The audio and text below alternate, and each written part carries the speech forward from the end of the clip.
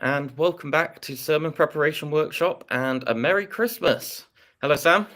Tidings of comfort and joy. You look the part, I have to say. Well, You've it is got the the Santa season. outfit on, and or at least, it's a bit like a fireman, isn't it? You don't really worry about what the fireman wears underneath the No, quite. firefighter outfit, and it's similar with Santa. Who cares Who knows what he's what wearing? his sort of vest and stuff is like? There you go. But It you've is the definitely got the season to be tinsel. jolly, so I'm here I by my. think to be fair, you've come out and declared yourself as a tinsel guy, because I think that's Well, one of the great social divides I is have to tinsel say, or no tinsel. my dear housemate is a tinsel person. Mm. I Not your. So okay, you're publicly distancing yourself from am publicly distancing myself from the tinsel from fact, something to actually. which you're actually very much committed. Yeah, Yeah, no, not I can particularly. appreciate you're in a difficult place there. No, I thought since it is Christmas coming up and we're going to be talking all about Christmas today, I would plunk myself in front of our Christmas tree. Sam, do you like to decorate for Christmas? Yes, yes, it is. Taking the decorations down is no fun, but putting the decorations up is good. I like doing the cribs. We've got quite a few little crib scenes accumulated, particularly with my wife Jo traveling so much. We've got a couple from Haiti and one from Ethiopia and a couple from Senegal. So they could come from all over. So that's a favourite thing to do, very much so. I love that. We've got lots to talk about today, folks. So I would say, as you're listening into us, do write any questions or comments in the chat, because we're going to be talking about all things Christmas, from carol services to midnight mass to Christmas morning. So if you've got any questions around preaching and preparing for those services, do put them in the chat, because then that'll give us plenty to talk about, and we're happy to do that. And whilst I'm thinking, Sam, about interactive live workshops with people just like this one, I hear a little dicky bird tells me you've been preparing some such course with a rector from Texas and the Heart Edge team. Do you want to tell us a little bit about that? Yes. So I wrote a book called Constructing an Incarnational Theology about, it was published in January and it was published in paperback in September. There's been a lot of interest. I spent a couple of weeks, there it is, a couple of weeks in the States on events surrounding it just last month. And so Zach is a former student of mine who's been a rector in Austin, Texas, with a thriving congregation called St. Mark's in Austin for the last 10 years or so. I think he hasn't been at that church all that time, but he's been in Austin for the best part of that time. And he knows my stuff very, very well, and is also been involved with leading a lot of being with courses. So he's completely on the inside of these things. And so he is 7 hours time difference from London. So people on both sides of the Atlantic should be able to participate. The idea is you get someone to buy you the book for Christmas. You spend the whole of the week after Christmas reading every chapter.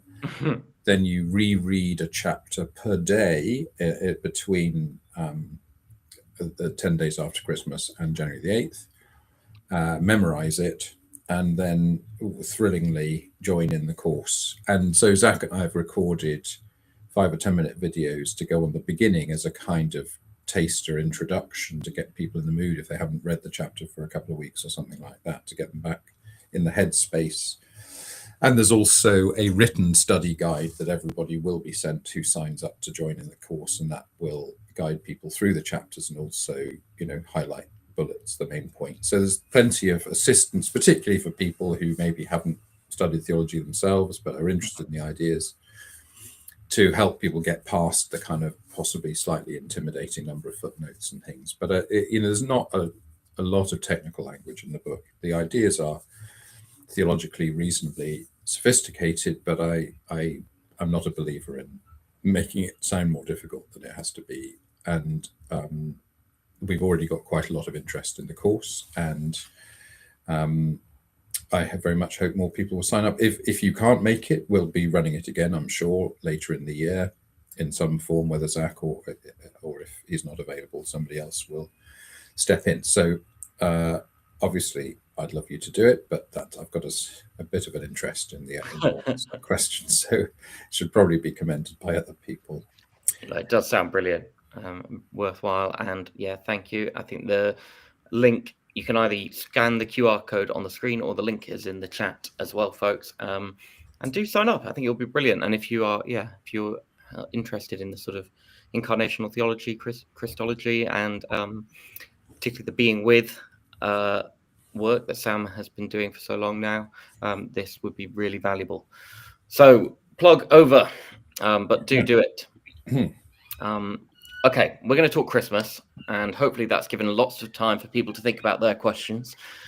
But let's start with Christmas in general. Like, and if for people who are maybe going to be coming for all the services in the sort of week of Christmas, is there a kind of journey that you think people should go on from kind of a carol service to midnight mass to Christmas morning? You know, it doesn't have the same structure perhaps as Holy Week, where you've got very clear episodes, but what's the journey that you might take a congregation on? Yeah, I'm not sure.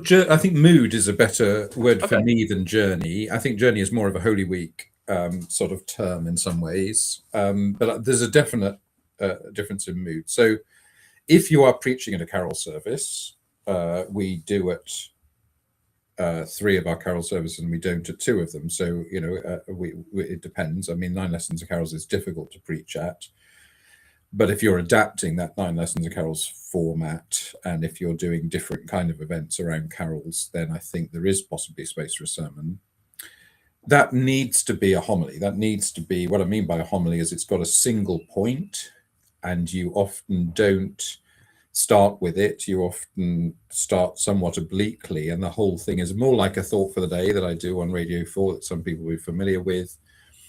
You know, it really has got its thought for the day. It's not many thoughts for the day. It's one thought, and you're kind of putting the kind of meat of it about 3/4 of the way through. Everything before that is introductory. Everything after that is just digesting the point and making sure the sharp point of it has hit home. And it's kind of quirky. I remember doing one that I thought worked quite well about the tangent and about how Christ was like the tangent between the circle of eternity and the straight line of existence, you know, and the point where those two met. So that, you know, that's a homily. That's just then you can have a lot of jokes about HB pencils and at school and how people broke your best pencil, and there was a boy next door who sucked his pencil and chewed it. You know, you can play around with it and stuff that everyone can relate to from school, even if they're in the kind of computer era, they can relate to pencils being sucked by the boy next door at school. And about how scary protractors are and those pointy bits and how they ever get to use them in primary school, which is should be on the risk register. You know, you can play around with it, but the basic point is theologically very sharp and memorable and visual and so on. So, you know, that's a 3 or 4 minute homily, and I think that's what you want at a carol service. A sort of midnight mass or later on Christmas Eve, there's a kind of sense of holiness. There's a sparkliness like there is behind you. There's something special about those services in the second half of Christmas Eve that is unique in the whole year. I think you can take a little bit longer, but it's got to be more reverent. It's not so humorous. It's got to be more, it's more about the holiness. It's the wonder. It's the astonishing gift of life in a baby multiplied by the astonishing gift that baby represents God's life, not just our life. You know, it's the intersection of those two. And what you're saying has got to evoke wonder. It's not your big chance to denounce the American government or the British government or whatever, or Christian nationalism. It is not the moment for that, as far as I'm concerned. It's about wonder. It's about really primal themes. You know, is there meaning in the universe? You know, it does this tiny irrelevant baby in an irrelevant country on the edge of a long gone empire represent the meaninglessness of the universe, or astonishingly transformingly the epicenter, because it's about love, it's about tenderness, it's about danger, it's about creation. It's about all the big things, all condensed. Heaven in a human span. Mm. It's the whole of God and the whole of humankind and the whole of creation, all in this wriggly little tiny thing. That you've got to capture the wonder of that, and that's what a kind of a sermon, and it is a sermon rather than a homily. And then Christmas morning is the time for the jokes and the more light-hearted side. Obviously, you've got to be very careful about the subtle signals about we've all had too many presents to open. Well, we haven't, so be very careful about assuming too much about the common experience. But having said that, the sermon I preached at Christmas Eve, that more people have come up to me and said, "You were talking about me. I read that sermon every year. I cry every time," is the sermon that's published in Nazareth Manifesto, called The Most Important Word, about the word with. And it talks about your difficult relationship with your family member, and you try to fix it by giving them the big present. And I think I call it your father, and as soon as he opens it, you can see in his face that you've spent a lot of money and it's not the right thing. And somehow you've made it worse rather than better, because if you really had a good relationship and cared about him, you'd instinctively know what he wanted. And you don't actually have the money to spend, so you slightly resent spending all the money, but you tried to fix it. And yet again, like a kind of cartoon character, like Linus and Lucy and Charlie Brown, you got it wrong for the 1000th time.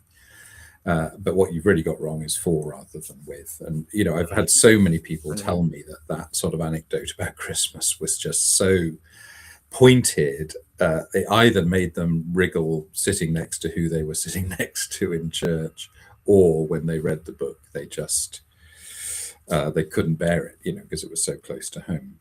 So as I say, I think there's a place for that. I'm not sure that's the Christmas morning, though. That's a different kind of Christmas Eve sermon. The Christmas morning sermon, the one that I've prepared for this Christmas, is touching. It's about a profound experience everybody in the building, I think, will be able to relate to, whether from their own experience as a child or as a parent.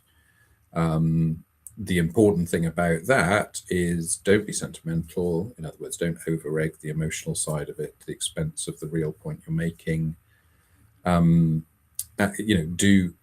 make sure the theological point actually lands. As I'm talking now, I'm thinking I need, before Christmas Day, I need to go back and check that, as my father used to say to my sister about exams, convince the examiner, not yourself. Because I'm happy with the conception of it, that it lands the central point that I'm trying to make, which I only arrive at after a bit of messing around and a bit of self-indulgent storytelling. It arrives about 3/4 of the way through. Have I left enough time in the last few sentences, given that I really only want it to last 4 minutes? No one comes for the sermon on Christmas morning, really. However, the sermon can add immense value, and really be a point of encounter, because you know the carols, but you don't know what the sermon's going to be. At least you shouldn't. Have I actually landed it enough? I always want to be too subtle rather than too explicit, because I think actually in listening to sermons, the congregation what they find most satisfying is making the journey themselves and completing the thought themselves.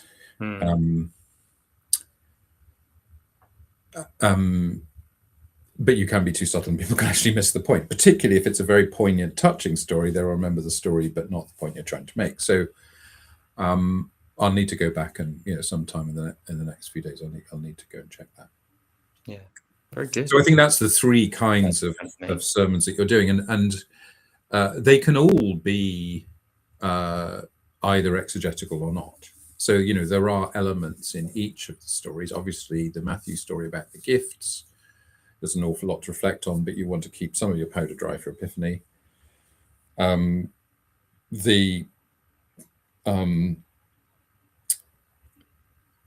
John, in the beginning was the Word. I do remember preaching a sermon. I think it's in my book Moment of Truth. I mean, a lot of my reflections about this are in my book Moment of Truth, which is about Christmas and Easter, and 3/5 of it's about Christmas. But I did preach a sermon here a few years ago at St Martin's called More Than Words, and I think it was about there's a pop song called More Than Words. I don't know if it's your era. It might be before my time. I can't honestly remember now who the singer was, but More Than Words is all I ever needed you to show me. I think, in other words, it's about saying, don't tell me you love me, show me you love me. And so, when you say, and the Word became flesh, you're basically saying what a romantic partner is saying by saying, just don't say the words, show me. And the, so you can do that work, quite emotional, romantic sort of work, showing that Christmas is more than words. That's what it is. It's flesh. It's the real thing. It's showing up. It's coming the extra mile. It's all of those things. And then obviously for Luke, well, there's so much in the Luke story, but I think the imagery, given that I listened to that story so many times in December every year, I think the thing that stays with me the most is the fact that the word manger is mentioned, I think, in the Luke 2 3 times, and swaddling clothes twice. And the poignancy, I think again in Moment of Truth, I think there is a sermon along these lines. It's the fact that when Jesus died, his hands were pinned to the cross. He couldn't move his hands. And when he was born, he was wrapped in swaddling clothes and couldn't move his hands. That the powerlessness, the most powerful force in the universe, the eternal force of the universe, at the two most evocative moments in his life, his moments of his birth and moments of his death, was utterly powerless. So I think you can be exegetical in any of those ways and talk about the passage, but you just need to, if it's a homily, you just need to highlight that one thing. Something to hook the story onto in some way. Yeah, well, it's not too hard then to extrapolate for that and say we spend all our lives trying to be. Some people would say they're control freaks. Some people would say they're seeking choice. They want choices. Some people would say they want education, and that's what their parents didn't have, and they had it, and they're liberated. They're all different ways of talking about power, and yet in the definitive moments of the life of the person we see as the central, as the central life at the center of all things, he is defined not by his power, but by his powerlessness, by his voluntary powerlessness. Yeah. And that is, I think you don't have to work too hard to do a lot with that. Yeah. I think we covered some of this, but Amy's asking questions about midnight mass and feeling the pressure of it and being exhausted from all the other Christmas activities, and wondering if you have any advice or top tips for it. Specifically, she suggested here that it feels like with midnight mass an opportunity to capture the main thing of the year and speak good news into it. Well, two reflections on that. One, which is going to be super unhelpful, which is I think you really need to have your midnight mass sermon written by now. I can't remember any time in the last 20 years when I haven't done that, because of the anxiety and the pressure and everything, but also because I do start thinking about Christmas sermons from the end of October probably, because Amy's right, it's a big deal. It's different at St Martin's because we basically have a completely different crowd on the 24th and 25th from our crowd the rest of the year. So it's not like you're talking to the same people. We have a smattering of our regulars, but on the whole, we don't. So it's not that kind of pressure of kind of the big birthday meal, sort of, if you're the chef in the family or whatever. It's not that kind of pressure, but it is the epicenter of the Christian faith, particularly if you take an incarnational approach, as I do. If you haven't got anything to say on Christmas Day, you haven't got anything to say, and that does feel like a bit of a problem. Anyway, that's not a very reassuring word, but I also want to slightly take issue with, but I suppose, yeah, the last thing to say about that is I start thinking about it from the beginning of October, but it probably takes several weeks before I arrive at something, and I'll arrive at something in the middle of morning prayer. I'll arrive at something, while I'm doing the washing up. I mean, it can come any time, but you just need to make sure you've got a notepad somewhere near you, so you jot it down when it does arrive. Yeah. Like a novelist, like a novelist is always making notes about a way a funny person looked on the tube or something, and jotting it down as something that would be. And you are like a novelist in some ways as a preacher. But the other thing to say to Amy, which may sound a bit blunt, is you're not the Archbishop of Canterbury. Go easy. You don't have to sum up. You don't have to talk about Trump. You don't have to talk about Christian nationalism. You have to talk about God. Call me old-fashioned. That's the bit you've got to get right. Nobody's expecting you to be Laura Kuenssberg or whatever the great political commentator is in America or whatever. That you're not paid to do that. If you can make that connection and it's subtle and it's not what everybody else has been saying, then great. But the really important thing, like I was saying about powerlessness just now, it doesn't have to sum up. It's not the end of term address at the high school where you have to choose the child who's made the greatest contribution to the school. It's not that. It has to, if it is topical. I mean, I certainly preached one or two topical Christmas sermons during the early days of Ukraine. I think "O Little Town of Mariupol," I preached a sermon with that title once, because it was based on a photograph that I put on the cover of the order of service, and talked about the poignancy of that photograph, which to me said Christmas, but in a very edgy way, with death and destruction all around. And I think it was a picture of one person going back into a building, but very Christmas, God coming back into the world with all the danger of that, So yes, you can sometimes do that, but whatever you do, don't become predictable. Don't be the person where people say when they see you walking to the pulpit, oh, she's just going to say the kind of stuff she always says. Keep people guessing. For your own sake as much as for theirs, because otherwise they will on some level disengage from what you're telling them. And your job is not to be, the soft left editorial op-ed in the newspaper. You really do need to connect with the heart of the Christmas story, which is, astonishingly, God loved the world enough to create us, and astonishingly, given the way the world turned out, God loved the world even more to become one with us, and therefore will never not be with us. Sorry about the extraordinary noise behind me. That's Christmas, and that you've got to get that on some level, and it's like a prism. You turn round a little bit each year. So I don't think you should put pressure on yourself to feel there's something definitive about what you've said. Certainly not in relation to 2025, as if you're almost dismantling the idea that this is a special year, because the special year was 0 or 4 BC or whatever we think it was. Yeah. You're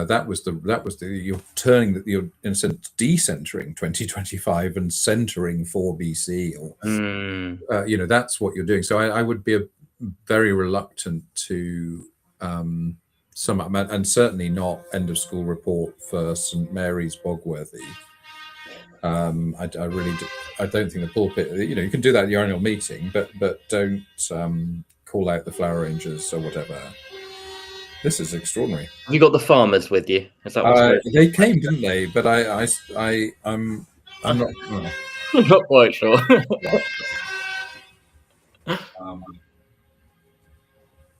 It is indeed the farmers. Oh, they're back. But the difference with farmers this time is that they've got fairy lights on them.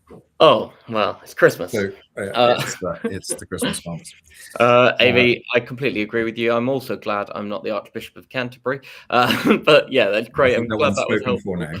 Um, Sam, we've got about 5 minutes left. So the next kind of thing I wanted to ask you about, I know in different churches across the country and across the world, I'm sure they have different variations of this. But on Christmas Eve, in the morning for us, lunchtime, we have our crib nativity Yes.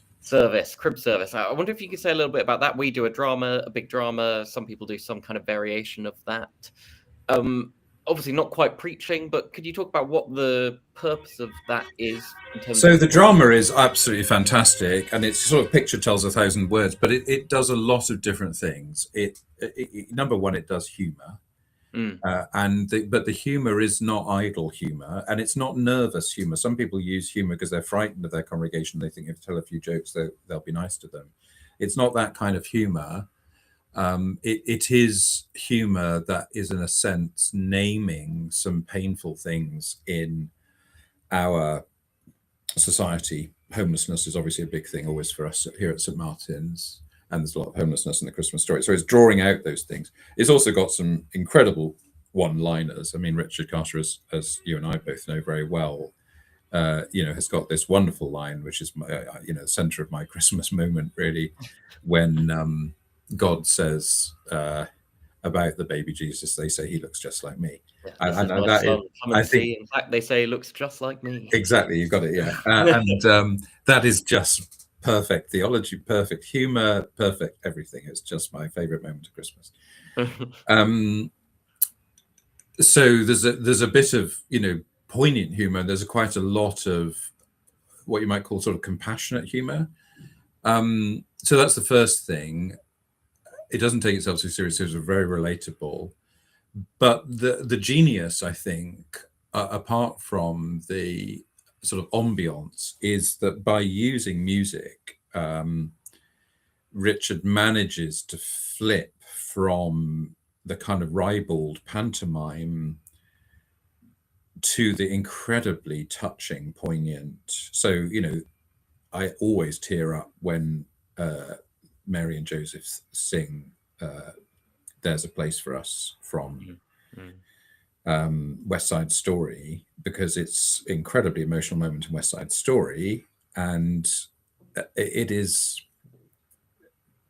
the heart of Christmas, that there is a place for us in God, and God has shown that by making a place amongst us. I mean, it just puts it in a song, and songs can do things that words can never do, and so that I think that combination of, I mean, there is no technique in preaching better than making people fall about laughing and then hitting them in the stomach with something truly profound, and it does that. It's just fantastic. And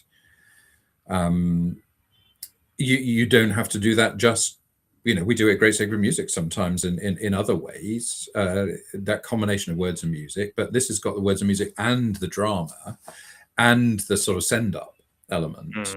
And obviously I'm not going to name names, but who you want to dress Herod up as is up to you. But it's not hard to think of some obvious candidates. Yeah. It's kind of a light way to look at those bigger world issues, but draw some attention to them as well. Yeah. In just quick answer to Sheila's question about the 28th, we're going to be back next Tuesday, so we're going to look at Christmas 1 then and up to Epiphany, and try and squeeze all that in for you. So we look forward to that next week. But I guess, Sam, we're just about to run out of time, but is there any final things that you want to say about Christmas that you think we haven't quite covered? Keep it simple. Keep it simple. And again, there is no, you can't beat the motif of a present. That idea that Jesus is God's present to us, it is so simple, but it contains, the simplest form of manipulation available to the preacher or the kind of all age presenter, which is the "what have I got in my bag" motif. It never fails. Godly Yeah. Play is entirely based in the "what's in the box," and you'll only discover as it goes on. The whole thing is based around that. Yeah. And it never fails because you actually really want to know. And of course, in the Christmas story, you always kind of half know already. Like you do in Godly Play, you kind of half know, but it's the way you tell it. It's like a joke that you've heard your uncle tell before, but it's still funny the 15th time. So keep it simple, but keep that sort of big reveal moment. And I think Christmas is based around the simplicity, the tenderness, and the surprise. It's a baby. It continues to be a surprise. Every baby is. And if you get simplicity, tenderness, and surprise, then I think you're in good place. Yeah. Very good. Great advice. Good luck, everyone. Happy Yeah. Happy preparation for your Farmer's Christmas. Happy Farmer's Christmas. It's quite something out Like I there. say, we will be back next Tuesday for our last sermon prep workshop of the year. Do have a look at the link in the chat if you're interested in this online course that we mentioned earlier for the Constructing an Incarnational Theology book, and enjoy all the services that come up over the next couple of weeks. But until next week, goodbye.